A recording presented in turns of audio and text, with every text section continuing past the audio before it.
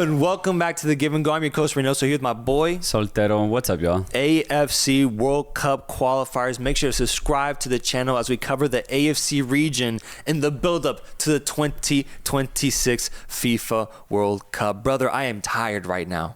I am exhausted. I feel like I just spent 99 minutes running alongside the Indonesian national team, bro, because this team went out to Saudi Arabia and just got a very important 1-1 draw. But the energy of these kids, man, the energy of this team, man, exhausting to watch. And I can't believe how much effort they put out on the field in this game overall, as it was completely back and forth football. This game was lit. Indonesia have arrived at the AFC World Cup qualifying stage. And honestly, I thought this was going to be a Martin Paes disaster class because he ended up getting a completely unnecessary penalty with Firas closing in on him. He gets the ball. He swipes at it, but the ball's not there. It's Firas instead. The penalty gets called. But he redeems. He redeems the moment, and it didn't end there with that penalty stop.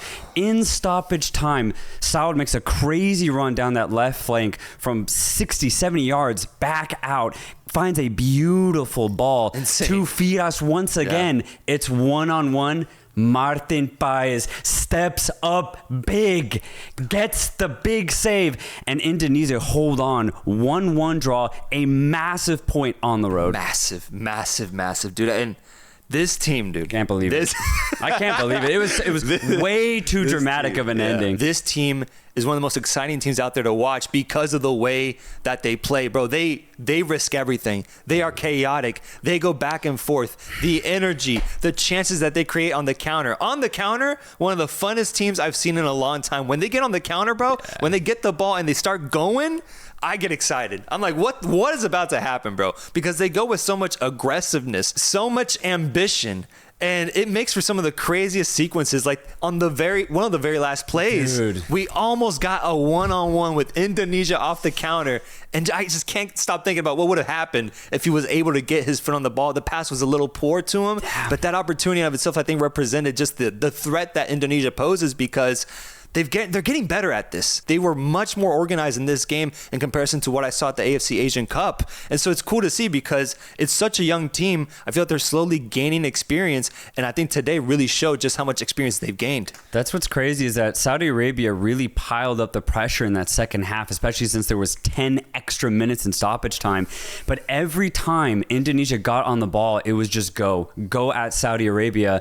And not even that chance in stoppage time, bro. Like in the 70th and the 80th minute, there were so many counterattacks that if they just had that one perfect pass, just one, they would have completely broke the Saudi defense and had a one-on-one against the goalkeeper. If they were just more clinical off the pass today, Indonesia would have won. And I agree with your statement that you just made earlier.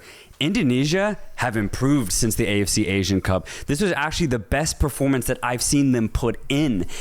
And I think the biggest thing that stood out for me was, yes, they actually looked even more deadly on the counter than they did 8 months ago, but more so, their defense was way more composed. Their defense looked so much more organized, and that really stood out to me because at the AFC Asian Cup, their defense was so erratic, it was so chaotic, and they left so many holes that just let their opponent infiltrate them. But in this game, honestly, they looked so organized, and I couldn't believe it because I didn't think it would just take 8 months for their defense to get shored up. But if they play like this for the rest of the World Cup qualifiers, they're for sure going into the next round, and maybe, just maybe, they could fight for a second place spot. And for Saudi Arabia, man, I mean, ultimately, this is who we thought they were, bro. This is who we thought they were, and I'm not gonna lie, bro, I don't think I've seen Mancini smile once with this team.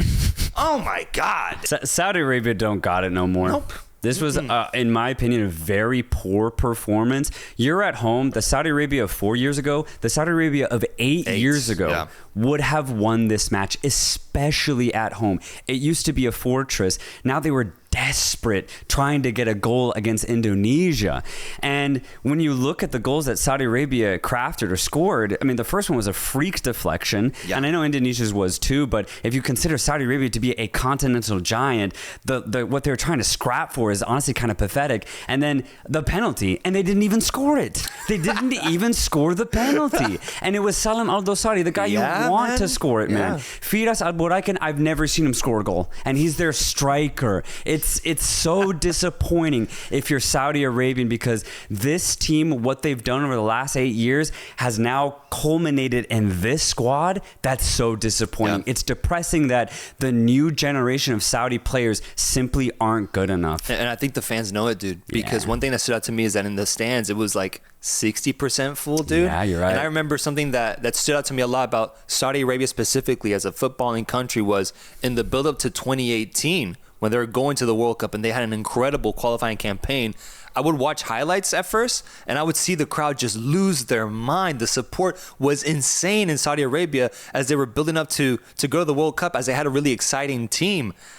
And now, dude, I feel like the fans know it, and it showed because the Indonesian fans were louder. They were louder, bro. Dude. Every time they were on the ball. The best away support out of all 9 matches that were played today. The Indonesians showed up in Saudi Arabia. You were talking about how we want to see the home games for Indonesia. Those are going to be crazy. That's must watch. If they sent thousands of fans to Saudi Arabia to support their team, dude, it's going to be insane when they play at home. I cannot wait for their home fixtures. But yeah, I mean, it's just really disappointing for Saudi Arabia because, yes, they had a lot of the ball. Yes, they were able to put pressure on Indonesia, but it was all so predictable. They just give it to Al-Dosari, they give it to Garib off the bench, and they just say, dribble, penetrate, see what happens. There's no real craft in this team.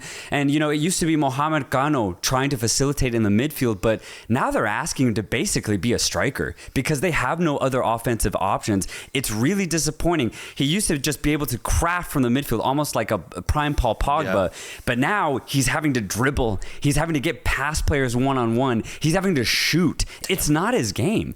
And he ultimately becomes completely ineffective because he's trying to do everything. And outside of him and Al-Dosari, there's no help offensively. So you get this weird Saudi team that looks kind of good, but is ultimately way too predictable to be competitive against Indonesia, to be competitive against, you know, Japan's, the Koreas. So I'm just very disappointed with this home draw of Saudi Arabia. No, 100%. And I got to wear FC Dallas because I really do think it came down to Martin Paes, dude. He could have been it could have been a disastrous performance. He would have been a terrible debut. Dude. He saves it himself, and then he saves Indonesia, and now he deserves the praise. He was incredible in goal. So just one last note on Indonesia. For them going forward, I think all they have to fix is maybe show a little bit more trust in themselves. More specifically, I'm talking about the experience that they showed, because in the first half when they did concede, they were sitting way too deep, and they fixed it in the second half by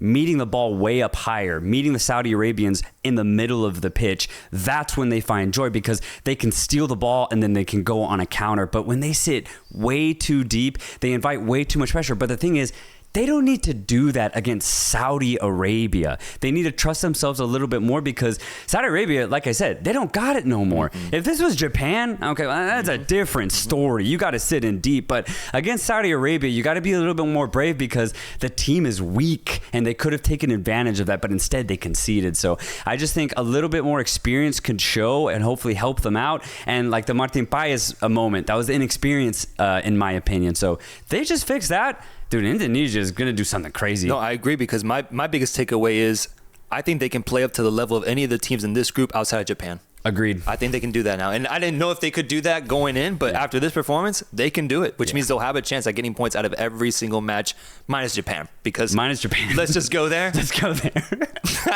We said Japan would just go crazy in this group. I didn't think like this, bro. Dude. 7. They're back.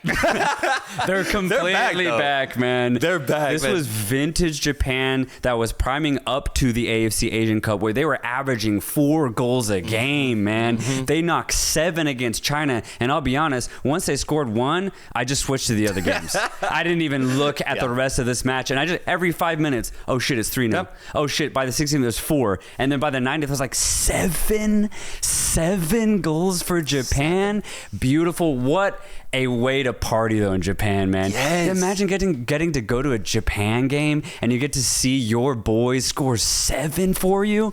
God, that's your rivals too, man. Amazing. Yeah. It's your rivals too in China who, God, dude, I feel good about our analysis, man. This team, for sure, is going to get last place in this group, man. It starts off with the 7-0 whopping against your rivals, and now you just got to move on forward and see if you can do something in that second game. Yeah, I mean, I have no hope for China. We knew that going into this group, but to start off the campaign with a 7-0 result, terrible. For Japan, though, this is perfect. This is exactly what you wanted. After a really disappointing AFC Asian Cup, what better way to prove to yourselves that you still got it than scoring 7 goals? So for Japan, it's just rinse and repeat. Yes. Don't stop. Yes. I just want to highlight the scores. Endo, Mitoma, Minamino with 2 of them. Ito, Maeda, Kubo. Let's go. Crazy how much depth they have, man. Let's go, Those baby. are all ballers right there. And then the last game of Group C was also a banger in terms of headlines, in terms of the result we saw, because Australia, Graham Arnold's Australia, went up against Bahrain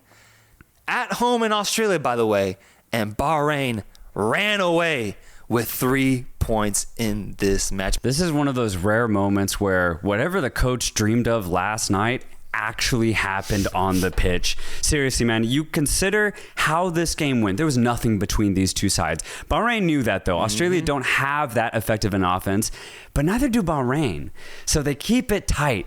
60th minute, 70th minute, still 0-0. 80th minute, red card against Australia on Yangi. It's just, boot was way too high. That was a UFC move. Yeah, exactly. It hit his neck, man. And the player was upright, too. So ref has no choice.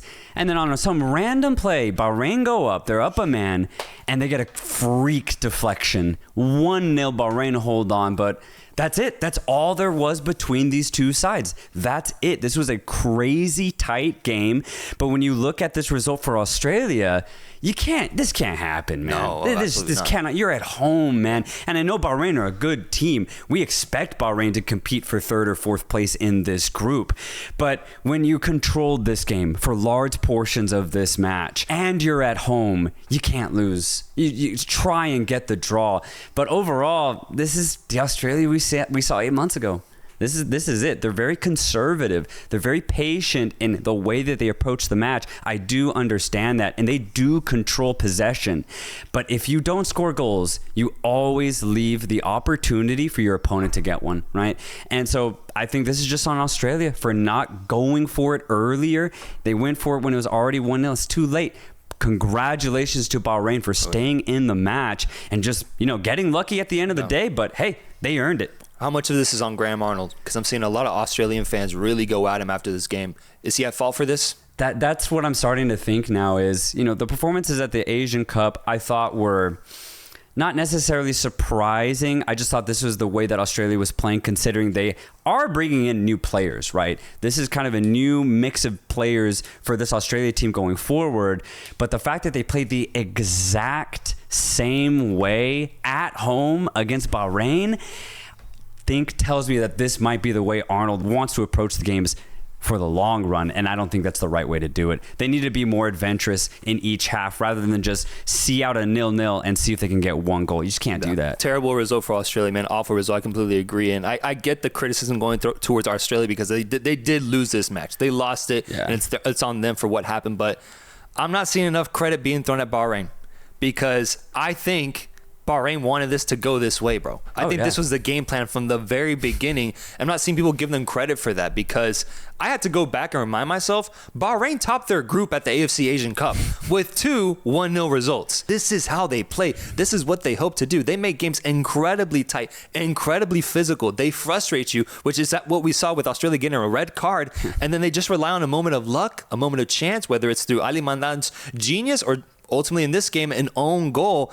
I think this went all according to Bahrain's plan, and they exposed Australia today, man. Yeah. Australia went in way too overconfident, thinking this would be an easy matchup, and Bahrain took full advantage. So I want to give them tons of props because this is a massive, massive result that now makes this group incredibly intense, dude. Incredibly, because this is not a place where I thought Bahrain would get 3 points, bro. Not away from home at Australia. So the fact they didn't get 1 but 3 is huge for Bahrain, man. And for me, it's the biggest result of the tournament so far. Yeah, and in the preview, we were talking about it's going to be Bahrain, Indonesia as big rivals, man.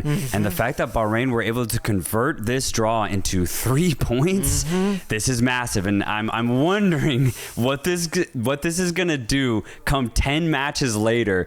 Is this win at Australia going to come down to Bahrain getting over Indonesia, or maybe Bahrain getting over another team, man? I don't know, but this is a huge result. And yes, props to this team, because we did see at the AFC Asian Cup, this team can ball, man. They do have really good players who are very good in possession. Honestly, the only thing they lack is maybe a true striker and another winger to complement Ali Madan. That's it. If they had like an Altamari, for example, on the other side, this team would be complete. But they are missing a bit of cutting edge offensively, but they know that. They keep games very tight, and they have the ballers to do it. So congratulations to Bahrain. They completely earned this win. Bahrain, 3 points is massive in that Indonesia-Bahrain rivalry that we're seeing. But I think the good news here is for both teams is that Australia and Saudi Arabia disappointed at home. Yeah, both of them. What are we going to see from them, bro? Yeah. I think if it continues, we might see both Bahrain and Indonesia go above them. And honestly, so far, I would want that because of how I saw them play. The group is currently in first place, Japan with 3 points, Bahrain in second with 3, Indonesia in third, Saudi Arabia in fourth, Australia in fifth, and then lastly, China with a -7 goal differential after 90 minutes of football. Let's go over to Group B to recap the results that happened here. You just mentioned them, bro. Musa Altamari getting on the score sheet once again. This Jordanian side, you mentioned a team that is your favorite right now in all of Asia. What did you think about their performance, ultimately tying Kuwait at home? Dude. First off, they should not have drawn this game. They dominated Kuwait. Dominated them. I didn't catch this one. 18 goal attempts.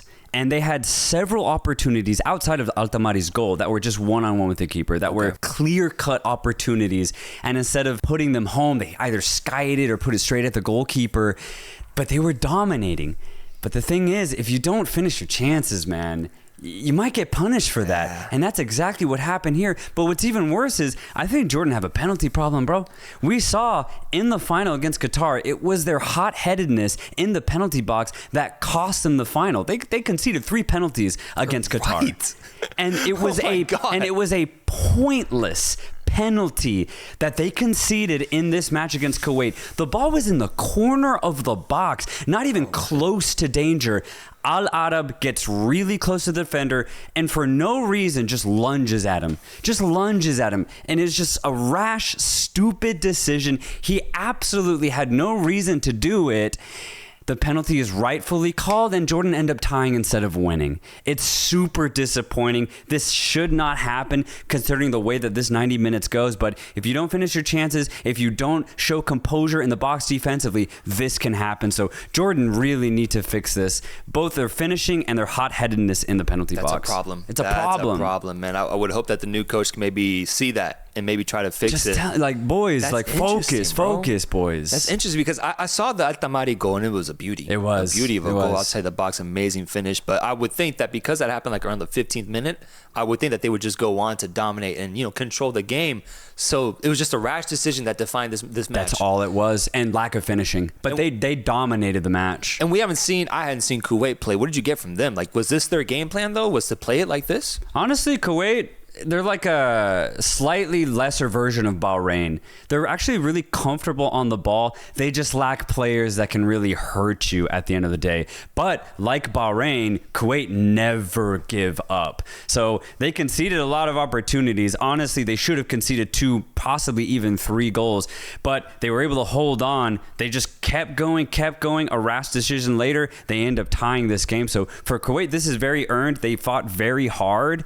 But this should have been a 2-3 goal win for Jordan. It should have been. Jordan fans, you got to let us know what you thought about this matchup then. You got to let me know. I thought this was a similar theme, though, that kept happening in some of these matches, and it happened in this group as well. It did. One game that had it, I thought, was South Korea against Palestine. Yep. To just start off, Huge point for Palestine. Congratulations to them. This is massive. Getting a point out of a team that many favored to top this group. Palestine gets a point, once again, away from home. Yeah. It's a thing that we saw today. But also the idea of South Korea just wasting their chances, man, because Heung-min Son, Lee Kang-in had countless opportunities. And to me, the biggest one was Heung-min Son, where he rounded the goalkeeper and shot it. It just hits the post. Unlucky or lack of clinical ability, you decide. Yeah. You decide. But they had 16 shots, bro, this entire game, and they had their opportunities, but they weren't able to capitalize. And they were lucky at the end of the day, lucky to leave with a draw, because Palestine in the dying moments had a one-on-one with the goalkeeper, and the goalkeeper came up big. But that moment could have gone wrong for South Korea, bro. It could have. I couldn't believe that moment, because he was clear on goal. Abu Ali could have been a hero. It honestly probably would have been the greatest Palestinian goal ever. Yeah. It was in Korea, a massive 3 points to steal this win. He gets a bad touch. He elects to shoot it early because he doesn't believe in himself. And it's just a bad shot at the end of the day. But if he had the composure to just take it at the goalkeeper and slot it home cleanly, Palestine would have won this game. Palestine wins this. And I just couldn't believe it. But it's very similar to Jordan should have won their game. Korea should have won this game, bro. And Palestine played a very good game. They actually scored in the first half, but he was a half-foot offside, small margins. So Palestine really showed their offensive ability in this game. Good. But for Korea, they had way more opportunities, but it was just their lack of clinicality that really showed in this match. Very disappointing considering they had so many chances and they were at home. So a massive point for Palestine. They did earn this, but Korea should have won this game 2-0. Is there any reason to be worried, though, for South Korea? Because I feel like this kind of has been a little bit of a theme. If they don't go off and score 3 goals in a match, then it ends up being super tight for them. We saw it at the AFC Asian Cup, and it's why they went to so many extra time matches. Like, they get themselves in these really tight situations. Is it a cause for concern when it comes to this group and hopefully qualifying out of those 2 automatic spots? I think so, yes. We talk about how Australia have not improved since the last 8 months. Korea, in my opinion, put in the exact same performance that they did at the AFC Asian Cup. It's chaotic at the back. They allowed Palestine way too much space in the box, and Palestine utilized it completely. They have really big strikers and honestly really good deliverers of the ball, and Korea looked weak. If Palestine were just a little bit more clinical, they would have gotten a couple goals themselves. And imagine if this was like a Japan. Imagine if this was a more clinical side. Korea would have conceded 2-3 goals. But that was their biggest problem. You're right. If they don't score goals, Korea are very susceptible at the back. And I just don't get it because they have quality center backs that play at the finest clubs in Europe, but they are so indisciplined when they put on the Korean jersey. And if their offensive line isn't finishing, you get these weird Korean results. I'm worried because what I've seen from Korean fans online, the state of the club, the way that they've gone about rotating managers as well, even Heung-min Son's like confidence with the team. There's something weird. There's a weird energy right now with South Korea, and I just get worried if that's enough to stray them away from qualifying, or maybe they still are able to overcome that. It's very early. It's the first game. Maybe they bounce back, but I think the cause for concern is warranted. And then the last result of Group B was a victory for Iraq, who defeated Oman at home 1-0 through an Ayman Hussein header off of a corner kick. Iraq gets an important 3 points to start their campaign here, but I will say it wasn't the prettiest performance, especially in that second half, but you still got to give them credit for seeing the result out, shutting down Oman, and getting 3 major points at home. Yeah, I didn't see much of this game. My eyes were fixed on the Qatar game, which we'll talk about in a second.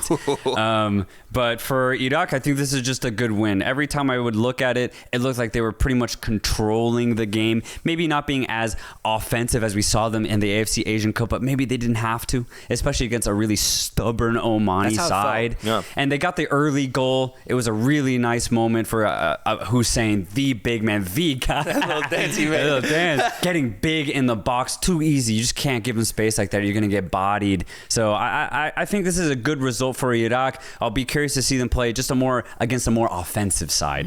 100%. Iraq fans, let us know. I'm happy that you guys got 3 points. A very likable team here in Oman.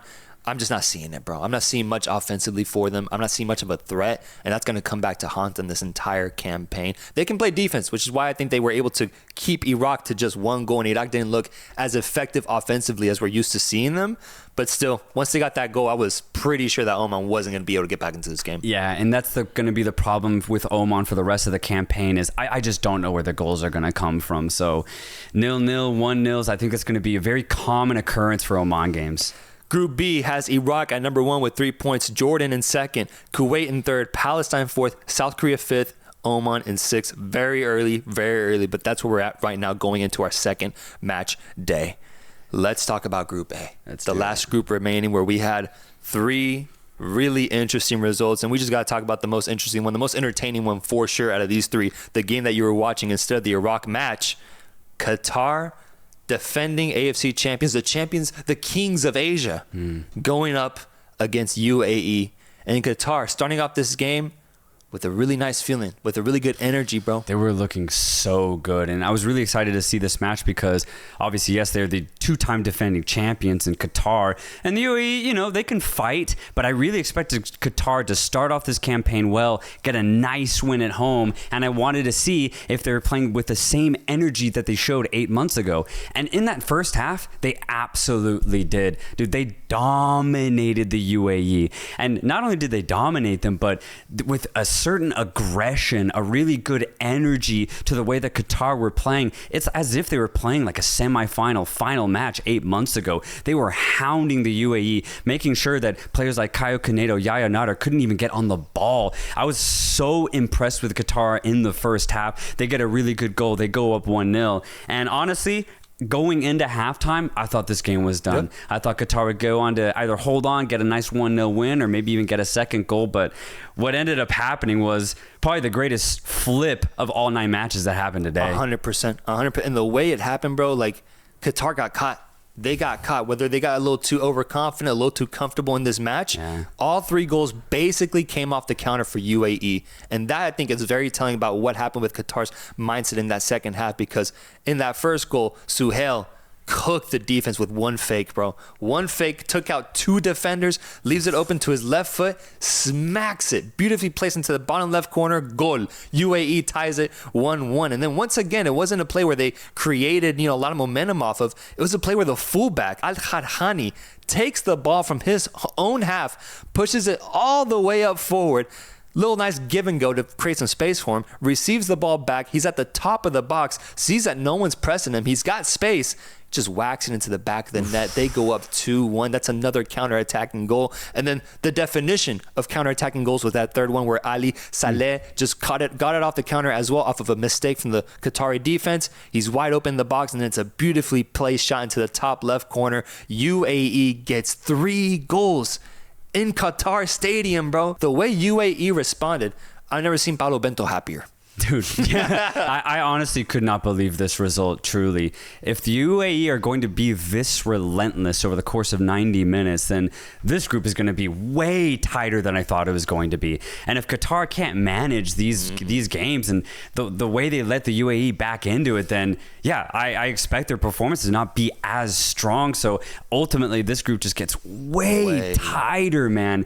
And I'm just more impressed with the UAE. With the way that they were able to just not give up, especially after just getting completely dominated in the first half. Honestly, excellent coaching from Paulo Bento and a really good response from the players. So congratulations to the UAE, but for Qatar, man, good Lord. Like, you can't let a game like this slip away the way it did. No, 100%, bro, 100%. Yeah. And I will say this is the best performance I've seen from the UAE, man. Yeah, straight up. Because I felt like at the AFC Asian Cup, I was always left wanting more from the UAE. They just didn't give enough offensively and even defensively, too, outside of my boy Kalietsa. Shout out to him. But they weren't a fun team to watch at the tournament, I remember. But seeing them do what they did today really makes me happy for what this team has, because I feel like finally they showed just a version of what they could become in this tournament. And it could be a dangerous side, bro. It could. So massive result for UAE. Qatar has to wake up ASAP. That's what I like about this qualifying cycle, is that you got to wake up right away, bro. Yeah. Like there's no breaks here. You got to get back to it in just a few days.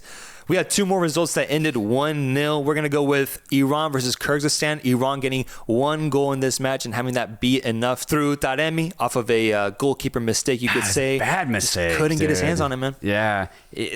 It was a shot from outside. I understand it, but he put it straight into Taremi's path. You got to go completely wide with it. If anything, he could have probably gobbled it up. Although I will say that it was the patchiest pitch that I have ever seen, man. Oh my God. Yeah. I don't know what the climate conditions are in Iran, but the pitch did not look good. The lighting's dark too, bro. Like, maybe you didn't see the ball. Yeah, I don't know. So maybe there was a little bit more we could take off of the goalkeeper, but it was a goalkeeping mistake that ultimately was the difference between Iran and Kyrgyzstan. But I kind of see this one similar to the Iraq-Oman game. Kyrgyzstan, honestly, they played the best I think they could have played. They were very tight. They didn't let Iran play silky football. And for Iran, I think just once they got that goal, they were just like, all right, if they scored against us, we'll turn it on, but let's just see out this 1-0. 100%. It did feel like that, although I do think it came down to the goalkeepers, with Kyrgyzstan's goalkeeper making a mistake, and then they had one opportunity with Kojo, who got behind the defense. It was still like at the corner of the box. It's tough play to finish, but it was an opportunity where he was one-on-one with the goalkeeper, and a great save from Bierenvan. Great save, and I think that's what ultimately just defined the result, was the goalkeeping performances of both teams. Iran gets 3 major points here. Very good result for them. And Kyrgyzstan, I think it's gonna be a tough time, man. Yeah, I think you can copy and paste our analysis of Oman to Kyrgyzstan. They work very hard defensively, and honestly, I thought they would be more loose than they were. They actually played great today defensively, but I just don't know where the goals are going to come from. And then the last result we had was Uzbekistan hosting North Korea, and Uzbekistan winning today 1-0 behind a goal from Masharipov. Yeah, and it was a beautiful goal too. An excellent drive down the left-hand side. Masharipov gets it at the top of the box. Nice little reverse pass to the overlapping fullback. He gives it right back to Masharipov, one-times it off the post. Beautiful goal, showing Korea how to be clinical, man. Uzbekistan, honestly, after that point, like North Korea back into the game, bro, because North Korea put on one of the most surprising performances out of all the teams in this World Cup qualification stage, because they were one of the few teams that were not at the AFC Asian Cup, but they put in a great performance. And I know they don't have a lot to really back themselves for, but this was the best North Korean performance I have ever seen. They were actually deadly on the counter. Make your penalties, bro. Yeah. It's like making your free throws in basketball, bro. I know, dude. Make your penalties, dude. We didn't see a single made penalty today. Nah, you're right. It's so disappointing too, because it was a cheap penalty, but it was earned. The player just flew at the North Korean winger, makes contact with the leg, not with the ball. It's a really good penalty for North Korea, but it was a poor penalty. Like, Aldo Sari's wasn't that bad, but this was a really bad penalty. Yusupov gets a really easy save. He goes the right way. It's a good save. But for Uzbekistan, man, this could have gone sour. It really could have.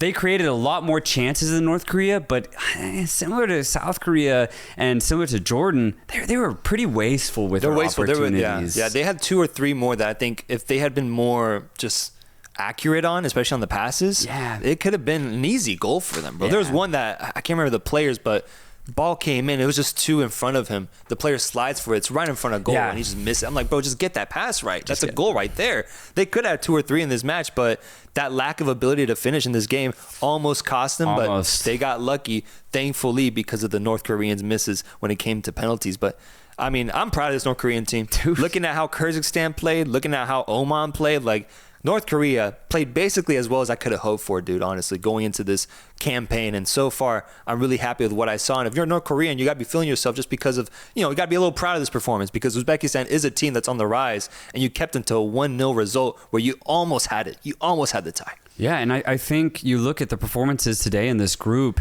if North Korea played Kyrgyzstan, I would actually back North Korea to win those games, simply because I think they have a much better offense than either of those two sides. So, hey, North Korea, I think their biggest thing is, can they repeat this type of performance? Can they keep playing with this much intensity and finally maybe finish a couple of their chances? If they can, hey, they might be able to fight for a surprise 4th place finish. So I'm really impressed with this North Korean performance. Number 20, Chung Song, great. He was really fantastic, really hesitant with his ability on the ball, very tricky type of player, but he's also got a lot of pace. So, hey, really impressed with this performance. But for Uzbekistan, though, I need more. I need more, man. If you're going to compete against Iran, and if you're going to compete against Qatar, you got to finish these chances. You got to really step up to the plate and be clinical, because if you go to the World Cup with this type of performance, you're going to be very disappointed. I get a little frustrated with the side because we saw the chances they created. We know these guys can play good football. All they're missing is the finish. Group A currently has UAE up top with 3 points, Iran in second, Uzbekistan in third, Kyrgyzstan in fourth, North Korea in fifth, Qatar in sixth. That's how we're looking after match day 1. Folks, let us know your thoughts on every single one of these matches down below. Let me know your opinions, your reactions, your predictions for what's coming, and make sure to subscribe to the channel because we'll be doing another round of AFC reactions this upcoming Tuesday, I believe, when we get match day 2 at the 2026 FIFA World Cup qualifiers for the AFC region. Till next time. I almost had it. Till next time, guys. Peace.